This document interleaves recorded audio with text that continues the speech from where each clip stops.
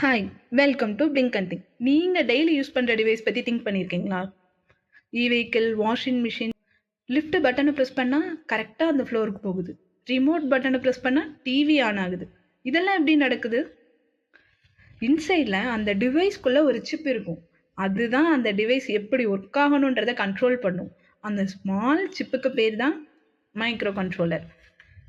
கொடுக்குற இன்ஸ்ட்ரக்ஷனை மட்டும்தான் அந்த சிப்பு ஃபாலோ பண்ணும். அந்த இன்ஸ்ட்ரக்ஷனை எழுதுறவங்க தான் எம்பெடட் டெவலப்பர்ஸ்ன்னு சொல்லுவாங்க. நீங்கள் ஹாஸ்பிட்டலுக்கு போயிருக்கீங்களா? இசிஜி மானிட்டர் ஹார்ட் பீட் காமிக்கும். வெண்டிலேட்டர் பேஷண்ட்டுக்கு ப்ரீத் பண்ண ஹெல்ப் பண்ணும்.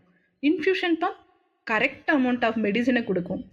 இது எல்லாமே ஆட்டோமேட்டிக்காக நடக்காது. இன்சைடில் அந்த மிஷின்குள்ளே ஒரு மைக்ரோ கண்ட்ரோலர் இருக்கும். இப்போ ஹார்ட் ரேட் கம்மியானா அந்த மிஷின் அலாரம் கொடுக்கும். இதெல்லாம் யார் டிசைட் பண்றாங்க? ஹார்ட் ரேட் 60க்கு கீழே போனா அலாரம் அடிக்கணுன்றத எம்பெடட் டெவலப்பர் தான் ப்ரோக்ராம் பண்ணியிருப்பாங்க கண்ட்ரோலருக்கு. இப்போ டேங்க்ல வாட்டர் லெவல் கம்மியாகுது. சென்சார் என்ன பண்ணும்? அதை டிடெக்ட் பண்ணி சிக்னலை மைக்ரோ கண்ட்ரோலருக்கு அனுப்பும். ப்ரோக்ராம்ல ஆல்ரெடி எழுதியிருப்பாங்க, வாட்டர் லெவல் லோ ஆச்சுன்னா மோட்டாரை ஆன் பண்ணும். ஸோ மோட்டார் ஆட்டோமேட்டிக்காக ஆன் ஆகும். நீங்கள் பயோமெடிக்கல் இன்ஜினியரிங் படிச்சுட்டு இருக்கீங்களா? ஆல்மோஸ்ட் எல்லா ஹாஸ்பிட்டல் எக்யூப்மெண்ட்டும் எம்பெடட் சிஸ்டம் தான்.